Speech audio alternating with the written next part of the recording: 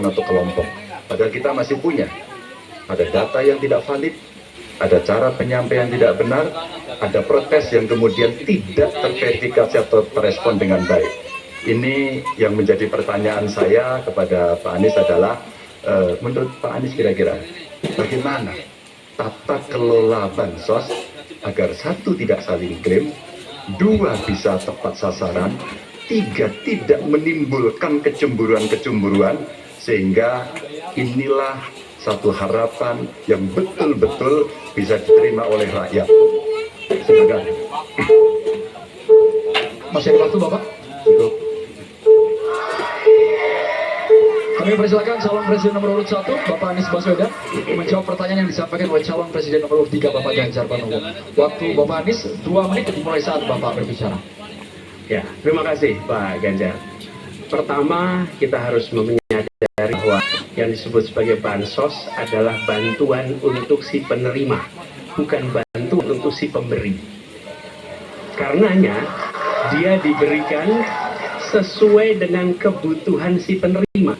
Kalau penerimanya membutuhkan bulan ini, ya diberi bulan ini. Kalau dibutuhkannya 3 bulan lagi, ya 3 bulan lagi. Tidak usah dirapel semuanya. Oke? Dijadikan sebagai sesuai kebutuhan. Yang nomor 1 yang itulah yang disebut sebagai bansos tanpa pamrih. Kemudian yang kedua, pemberian bansos ini harus tepat sasaran.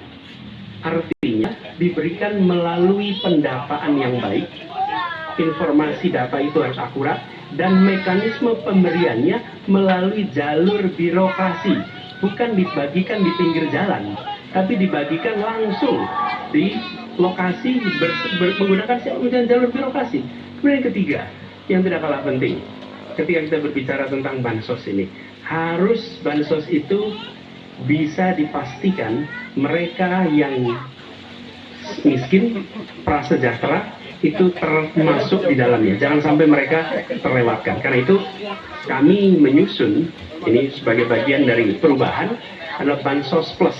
Angkanya ditingkatkan, yang belum masuk masih miskin dimasukkan dan diberikan bekal pelatihan, pendampingan supaya mereka pelan-pelan bisa mandiri dan hidup lebih sejahtera. Jadi kami melihat ketika sampai kepada bansos ini adalah atas nama negara. Ketika saya bertugas di Jakarta, semua paket bansos di kerdusnya diberikan label dibiayai APBD DKI Jakarta, bukan dari gubernur, dari uang rakyat lewat APBD DKI Jakarta. Jelas posisinya.